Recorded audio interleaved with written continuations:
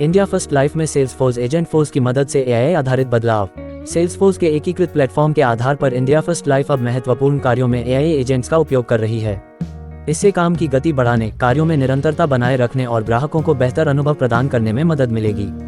मुंबई, 27 अगस्त 2026। Salesforce, एक agentic CRM company, ने आज घोषणा की कि बैंक ऑफ बड़ौदा की सहायक company India first life insurance company limited ने अपने पूरे व्यवसाय में एआई परिवर्तन को गति देने के लिए सेल्सफोर्स के एजेंटफोर्स का चयन किया है।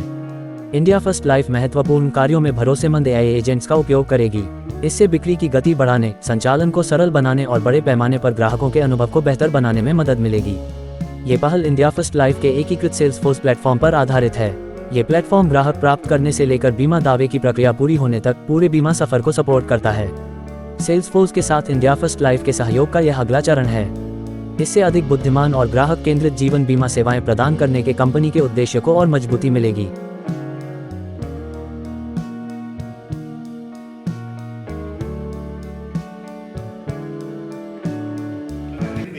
The one interesting dynamic that happens in India is that the cost of the human is much cheaper than the cost of AI.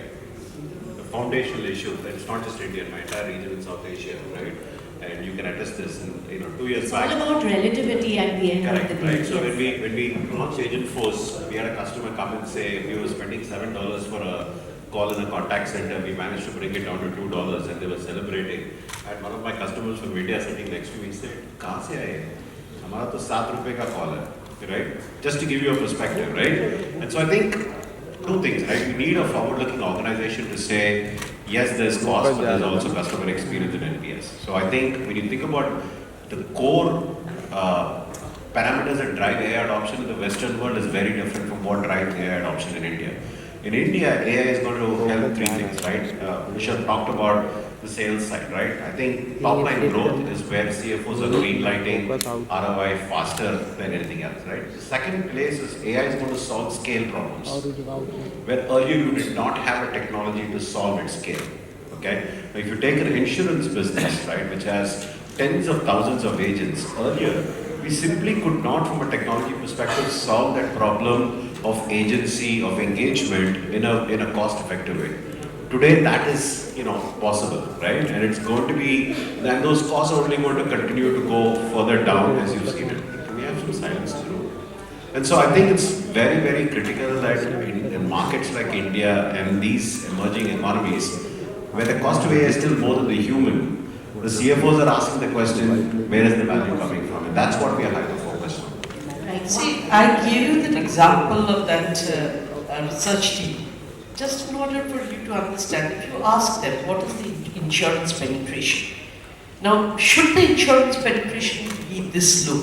So obviously there is a lot of underserved customers or non-customers, okay, new to insurance customers. Now, even though the cost of a call by a human being may be lower, but at the end of the day, the volume that that particular person can bring in will also be lower than what AI can handle. Just as if you have a 10-minute wait at a contact center and you have a 20-member contact center, does that mean you can make the contact center 200 members? You can't afford it. So therefore, to that extent, digital labor is required in a country like ours if we are to address the needs of 1.4 billion people. Okay? And if we are to do that, you can imagine the amount that business would really increase. Right. So scalability is one thing, and efficiency is what also was demonstrated by IndiaFirst. My question to you also is, as an insurance company, what is the edge that you're getting vis-a-vis your competition, and how much will it roll out in terms of your performance efficiency with this particular adoption?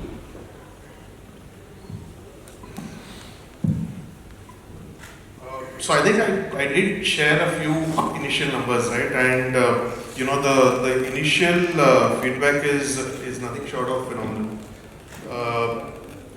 We'll see how it actually stacks up. Obviously we have an ROI in place. We know when it's actually going to kind of become cost neutral and thereafter cost positive. One thing I wanted to add to your question, right?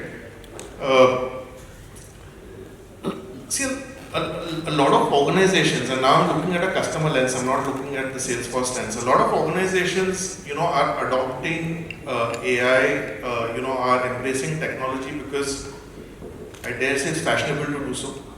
What we are doing at IndiaFirst Life is a little different. We actually identify a business problem, and then we see how technology can actually help address it.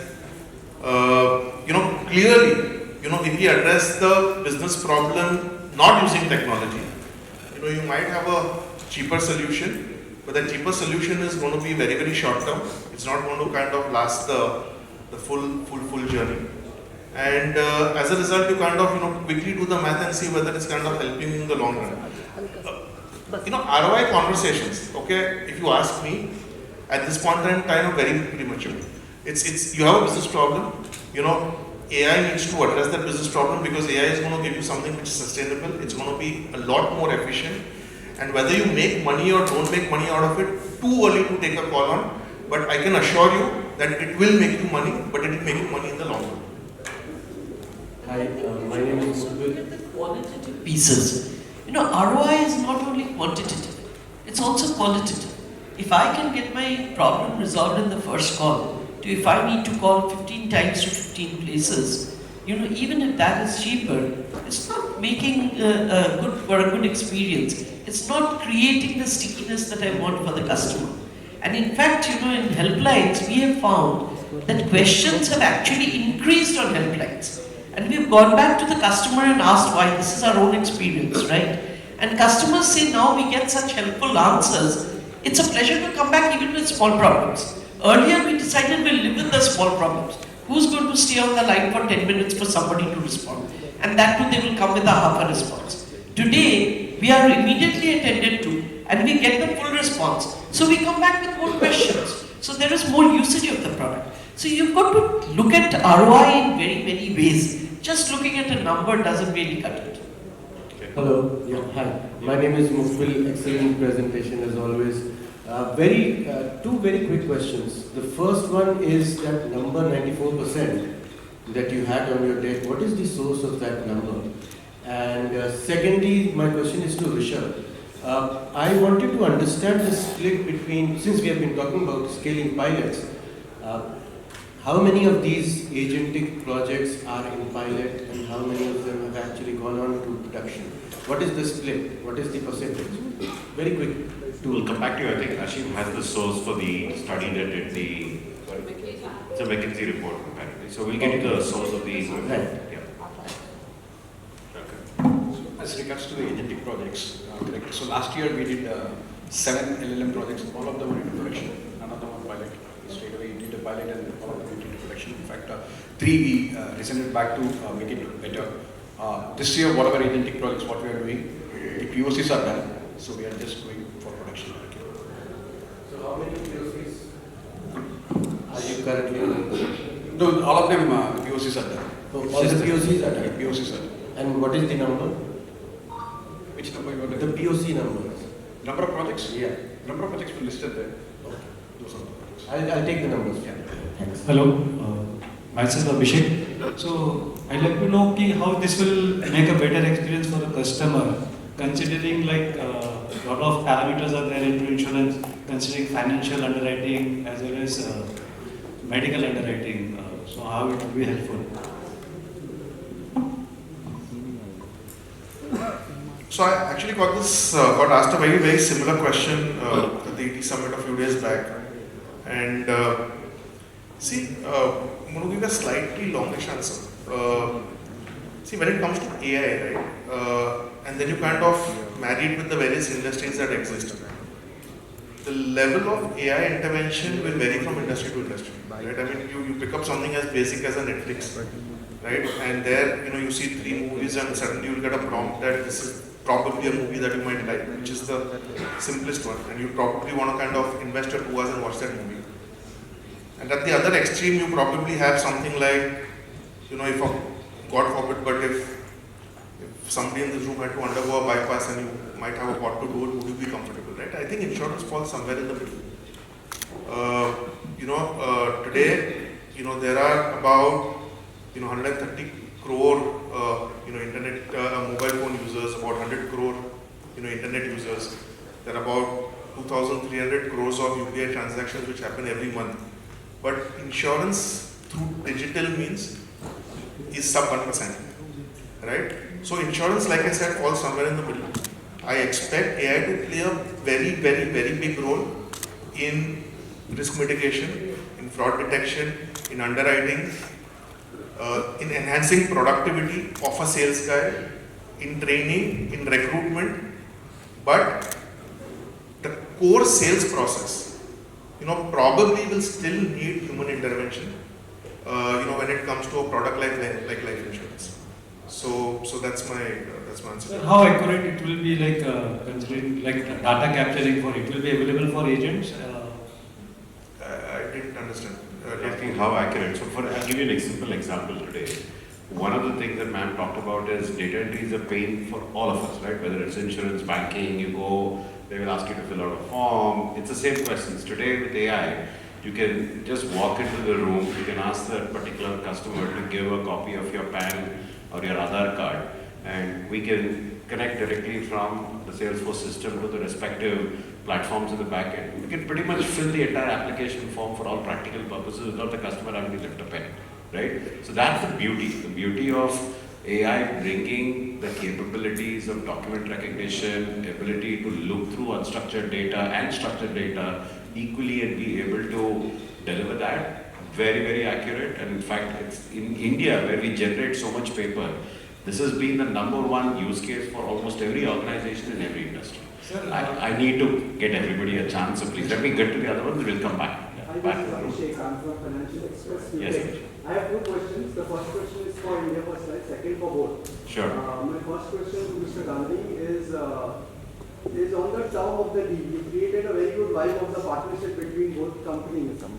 But as far as AI, agentic AI is concerned, there is a debate that the nature of the relationship between the end user and the vendor is the term of the deal. Is it the longer the term of the deal, the more you trust your vendor? So what's the term of the deal? That is one. And the second question is basically on as far as the enterprise end user is concerned, it's been said that they are heavily negotiating with the vendors because the vendors are also using AI, agentic AI and reducing their costs. So as far as the financials of this deal is concerned, because you said I'll just give a very simplistic answer. Abhishek, when you get into a marriage of sorts, you don't have an expiry date, right? So honestly, we don't have a term, but I think the relationship has taken off really, really well, and which is why the relationship is at the stage which is at. I will answer based on the earnings call, which we did at 2:30 in the morning this morning, and I was watching it. And Mark said, look, everybody has been predicting the death of software. SaaSpocalypse is the term that you guys have all been hearing for the last 18 months, right? And we've been rubbishing it, we've been saying it's nonsense. Mark talked about it openly. They said, AI is going to come and take away software, going to take away our seats, our term of our contracts are going to come down. All of that have been proved wrong when you looked at our Q2 numbers, right? Our actual contract terms have increased. The number of new customers coming to us has increased, right? We reported record billings, record revenues, record CRPO. Pick whichever metric that you want. This was a beat and raise quarter for Salesforce, right? So I strongly urge you to go. We don't ever discuss terms of a deal with the customer. It's confidential and under NDA. But suffice to say, listen to the earnings call. You'll hear all of those metrics, which again, you've heard the narrative of, is it AI versus software? No, it's both, right? At the end of the day, and Dario was on the call.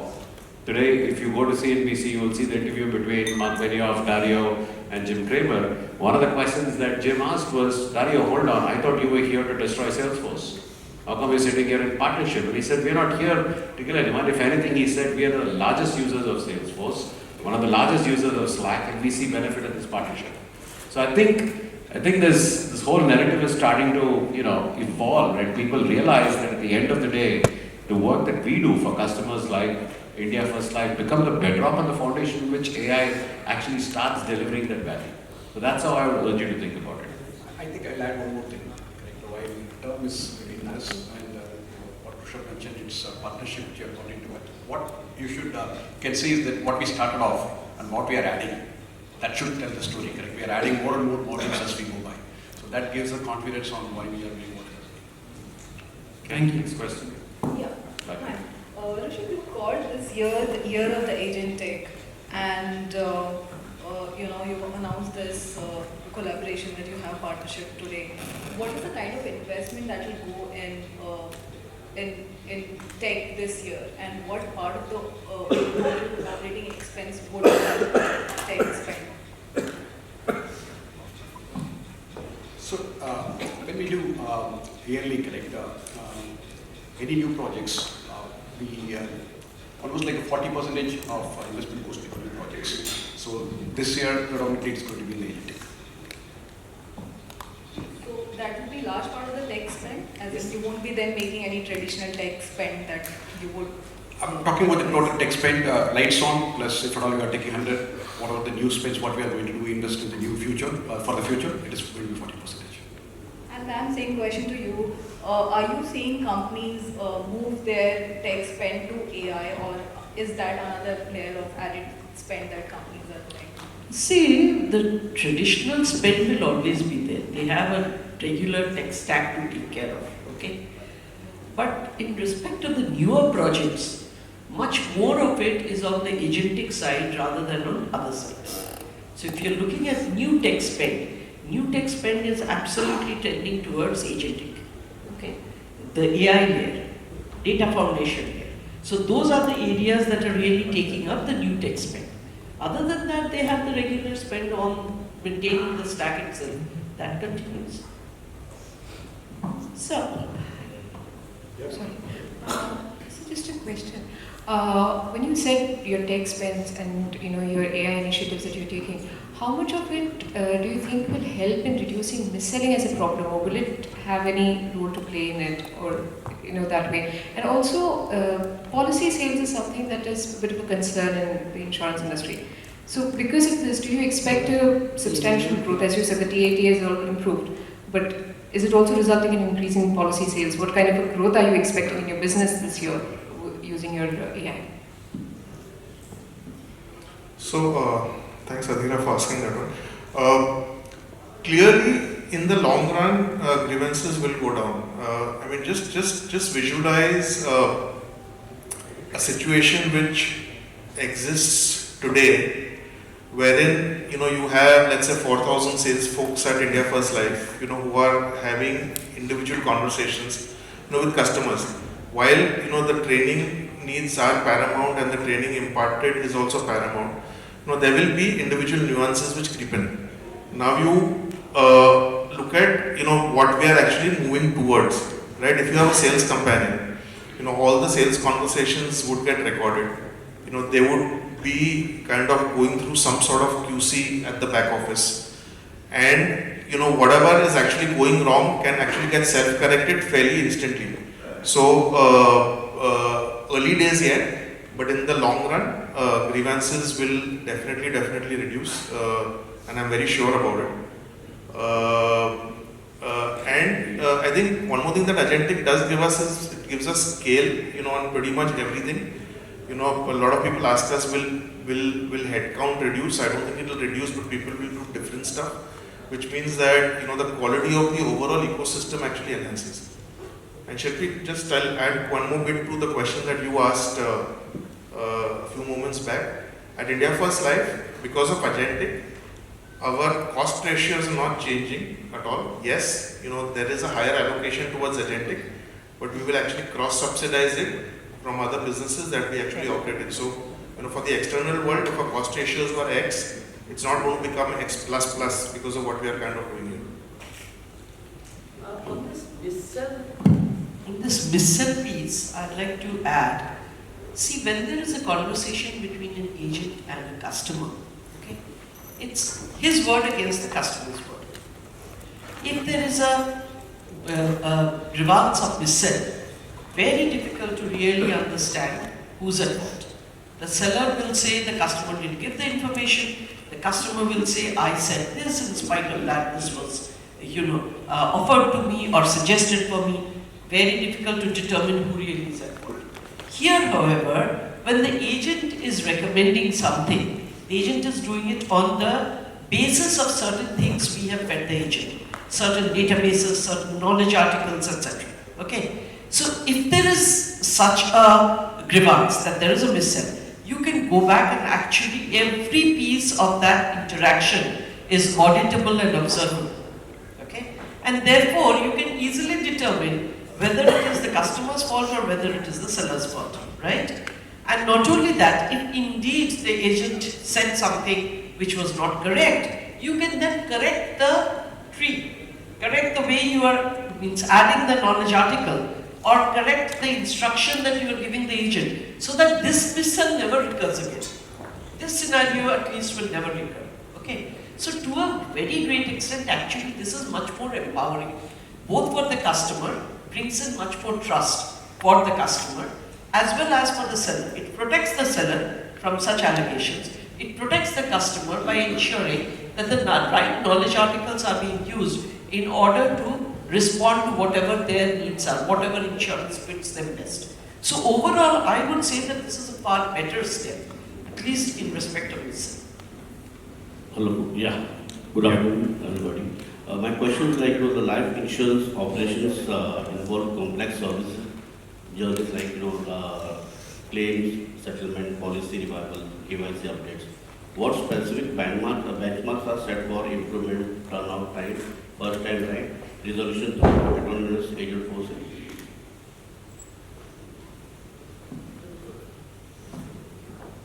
So some of the numbers I actually did mention, right?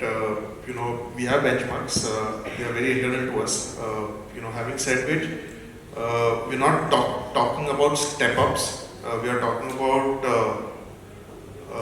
benefits which are big, which are large, and like I said, some of them I've already shown in my slides. One more question. How will you deploy autonomous AI agents impact customer service operation expenditure over the next 2-3 fiscal years? What is the expected payback period for this transformation? So I think this question was kind of asked indirectly, some few moments back. And the answer is very simple. I think, first of all, some of the numbers which are asked are very, very internal to us. Having said which, I would urge, anybody who's sitting where I'm sitting, to not look at, ROI, unidimensionally. The benefits are, multiple. The benefits are not restricted to Excel sheets and financials. And I think we need to look at it very, very holistically. I don't think we've come up with a precise formula just yet, but I think ROI is getting overhyped. I don't think ROI is something that we should be just looking at when it comes to AI just now. It's massively overhyped. It's a much bigger thing than ROI. Thank you. Time for one last question, please. Any last question? Okay. Thank you. Somebody get a mic, please.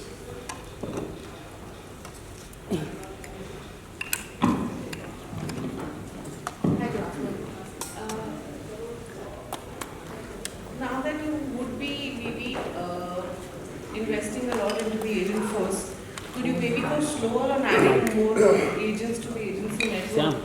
And like I mentioned, that a lot of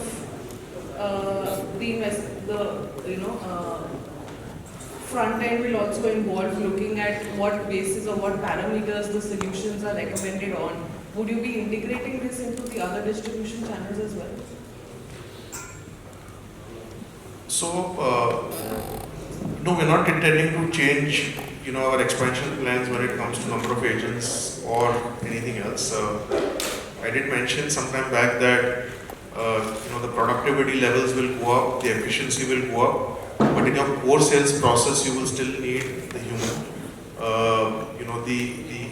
The sales companion will play a role in, like I said, enhancing productivity and so on and so forth. So we're not looking at scaling down our agent expansion plan or any of our other distribution